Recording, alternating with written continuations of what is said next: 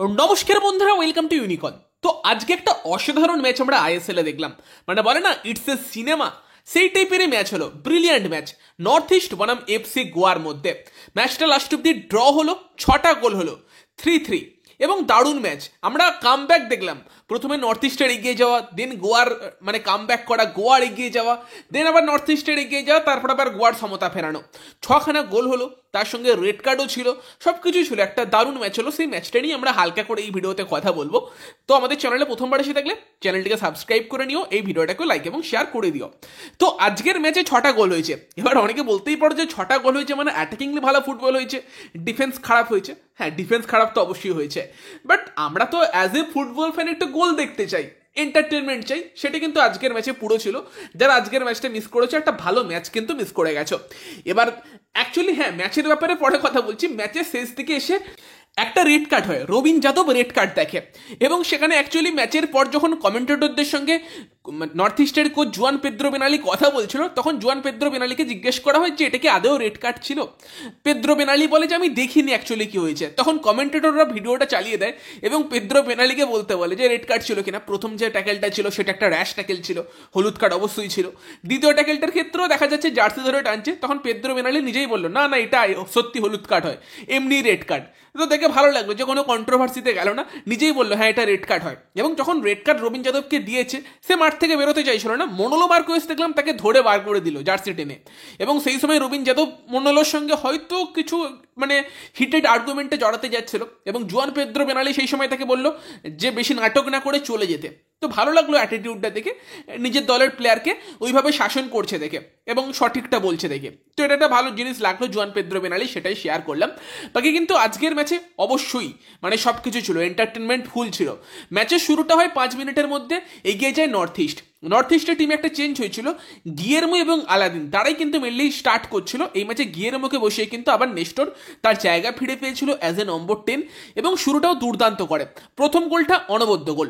প্রথম গোলটার ক্ষেত্রে তোমার নেস্টর কিন্তু 4টে প্লেয়ারকে অ্যাকচুয়ালি মানে মাটি ধরায়। প্রথমে তো আকাশ সাংওয়ানের সামনে থেকে বল ধরে, দেন তাকে বিট করে কিছুটা গতিতে, তারপর নিমদর্জিকে মাটিতে ফেলে দেয়, তারপর তোমার ওডি ওনা ইন্ডিয়াকে মাটিতে ফেলে, এবং তারপর ফিনিশ করতে করতে তোমার সাহিল তাবড়া সেও মাটিতে। তো সেখানে কিন্তু 4টে প্লেয়ারকে মাটিতে ফেলে গোল, মানে প্রথমেই একদম শুট করেনি, সময় নিয়ে নিয়ে ডিফেন্ডারদের কাটিয়ে কাটিয়ে ভালো ফিনিশে কিন্তু ফার্স্টে নর্থ ইস্টকে 1-0 গোলের লিড দেয়।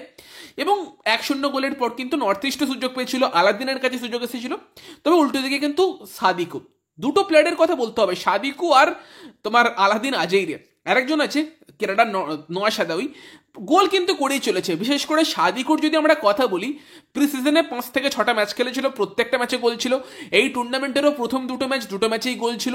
3 নম্বর ম্যাচ চোটের জন্য খেলতে পারেনি ইস্ট বেঙ্গলের এগেনস্টে, এই ম্যাচে ফিরল এবং আবারও গোল। মানে এখনো পর্যন্ত সাদিকু যতগুলো ম্যাচে মাঠে নেমেছে প্রত্যেকটা ম্যাচে গোল করেছে, আইএসএল এবং তার আগের প্রি সিজন টুর্নামেন্ট মিলিয়ে। এবং সেখানেই কিন্তু ডেজান ড্রাজিচ তাকে কিন্তু বক্সের মধ্যে ফাউল করে মোহাম্মদ আলী বিমাম্মের, সেখান থেকে পেনাল্টি পাই এফসি গোয়া, আরমান্দো সাদিকু গোল করে সমতায় ফেরায়। তো সেখানে কিন্তু তোমার ফার্স্ট হাফটা 1-1 গোলে শেষ হয়। তবে সেকেন্ড হাফের শুরু থেকেই কিন্তু একদম ড্রামা ছিল চরমে। মানে অ্যাকচুয়ালি আজকে 47 মিনিটে 2টো গোল হয়েছে, মানে মজার কথা বলছি। মানে 45+2 যেই সময় গিয়ে আরমান্দো সাদিকু পেনাল্টি থেকে গোল করেছিল, ওটাও দেখতে গেলে অ্যাকচুয়ালি 47 মিনিটে হয়েছে। এবং হাফ টাইমে ম্যাচ শুরুর পরই কিন্তু 47 মিনিটে আবার কিন্তু এফসি গোয়া গোল করে, যেখানে এফসি গোয়া 2-1 লিড পেয়ে যায়, এবং সেই 47 মিনিটে আবার সাদিকুই গোল করে। মানে দুটোই 47 মিনিটে সাদিকুর পা থেকেই গোল এসেছে, এবং সাদিকুকে কেউ মার্ক করছিল না, সাহিল তাবড়ার থেকে বল পায় এবং ভালো ফিনিশ করে, 2-1 গোয়া এগিয়ে যায়। তবে তার 3 মিনিট বাদেই নর্থ ইস্টের রিয়াকশন, একটা ব্রিলিয়ান্ট মুভ আলাদিন থেকে জিথিন, দেন জিথিন থেকে আলাদিন, দেন নেস্টর, এবং নেস্টরের আবার একটা খুব সুন্দর ফিনিশ। সেখানে আবার নর্থ ইস্ট সমতায় ফেরে, এবং তার কিছুক্ষণ বাদে গিয়ে আবার আলাদিনের গোল। আলাদিন কিন্তু 4টে ম্যাচে 4টেতেই গোল করলো। গিয়েরমোকে দেখে ভীষণ ইন্টারেস্টিং লাগছিল প্রিসিজন টুর্নামেন্টে, বাট আলাদিন এখনো পর্যন্ত কিন্তু আগুন লাগিয়ে দিচ্ছে।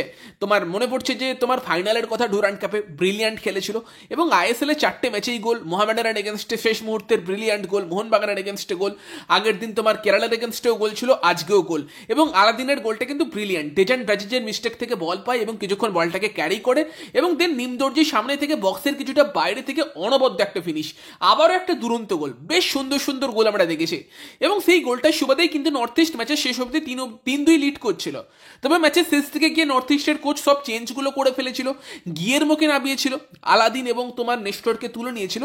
বাট 85 মিনিটে গিয়েরমো নামে এবং ম্যাচের প্রথমেই অ্যাকশনটা হয় গিয়েরমোর কিন্তু অ্যাঙ্কেল ইঞ্জুরি হয়ে যায়, এবং তারপর কিন্তু গিয়েরমো একদমই আর ম্যাচের মধ্যে খেলতে পারেনি, মানে বাজে চোট লেগেছে। হোপফুলি সেটা খুব একটা সিরিয়াস না, ইন্টারন্যাশনাল ব্রেকের পর খেলতে পারবে, ভালো প্লেয়ার, তবে বাজে চোট লাগে এবং সে কিন্তু ম্যাচের মধ্যে আর কোনো ইনভলভমেন্ট দিতেই পারেনি। ফলে কি হয়ে যায়, নর্থ ইস্ট কিন্তু টোটালি তোমার 10 জনে খেলতে থাকে, গিয়েরমো মাঠে তো থাকে বাট কোনো রকম তার থেকে কিছু পাওয়া যাচ্ছিল না, এবং সেই সময় গিয়ে কিন্তু গোয়া পুরোপুরি আর কি ফ্রন্ট ফুটে চলে আসে, নর্থ ইস্ট প্রেস করতে পারে না। গিয়েরমোকে অ্যাকচুয়ালি প্রেস করার জন্যই নামিয়েছিল, বাট সে এমন খোঁড়াতে থেকে প্রেস করা তো দূরের কথা, ঠিক করে হাঁটতে পারছিল না, এবং সেই সময় কিন্তু গোয়া পুরো ম্যাচের মধ্যে কন্ট্রোল নিয়ে নেয়। এবং বোড়া হেডিরা আগের দিন হ্যাট্রিকের পর এই ম্যাচেও একটা দুরন্ত গোল, মানে আজকের গোলগুলো কিন্তু খুব সুন্দর সুন্দর গোল হয়েছে।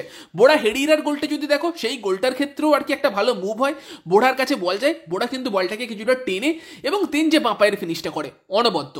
আরও একটা সুন্দর গোল, লাস্ট মোমেন্টে গিয়ে একটা রেড কার্ড হয় রবীন যাদবের, এবং শেষ মুহূর্তে কিন্তু একদম রবীন যাদবের রেড কার্ডটার পরই তোমার একদম লাস্ট মোমেন্ট, যেটাতে রবীন যাদব আর কি ফ্রি কিক দিয়েছিল, সেখানে তোমার জয় গুপ্তার কাছে ব্রিলিয়ান্ট সুযোগ ছিল, ফ্রি হেডার, ঠিক করে হেড করতে পারে না, ওটা গোল হয়ে গেলে কিন্তু গোয়ার একটা ড্রিম কামব্যাক হয়ে থাকতো। বাট লাস্ট অব্দি কিন্তু গোয়া এবং নর্থ ইস্টকে 1 পয়েন্ট নেই, মানে সন্তুষ্ট থাকতে হলো। নর্থ ইস্ট ভালো ফুটবল খেলছে, কিছু ডিফেন্সিভ মিস্টেক করছে, ফলে গোল কনসিড করছে, তবে গোয়াকেও কিন্তু উল্টো দিকে খুব একটা ভালো ফুটবল এখন অব্দি খেলতে দেখা যায়নি।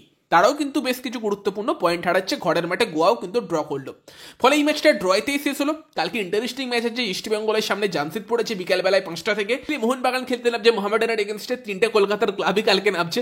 আমার অ্যাকচুয়ালি ঠাকুর দেখতে যাবার প্ল্যান ছিল, কালকে ক্যান্সেল করে দিয়েছি ভাই, কালকে তো কোনোভাবেই যাওয়া যাবে না। সেখানে কিন্তু মানে কলকাতার 3 ক্লাবই নামছে 2টো ম্যাচে, এবং সেই জায়গাতে দাঁড়িয়ে মোহনবাগানের যদি কিছু ইঞ্জুরি আপডেটস দিয়ে দিই, যেটা মলিনা দিয়েছে, সেখানে দাঁড়িয়ে সাহাল অ্যাভেলেবেল নেই। মানভীরকে নিয়ে কালকে সিদ্ধান্ত নেবে, আজকে কিছুটা প্র্যাকটিস করেছে, বাট মানভীরের ইঞ্জুরি আছে, সেটা তোমাদের জানিয়েছিলাম, গুরুতর কিছু না, বাট ইঞ্জুরি আছে, কালকের ম্যাচে অনিশ্চিত, কিছুটা খেলতেও পারে নাও খেলতে পারে সেরকম ব্যাপার।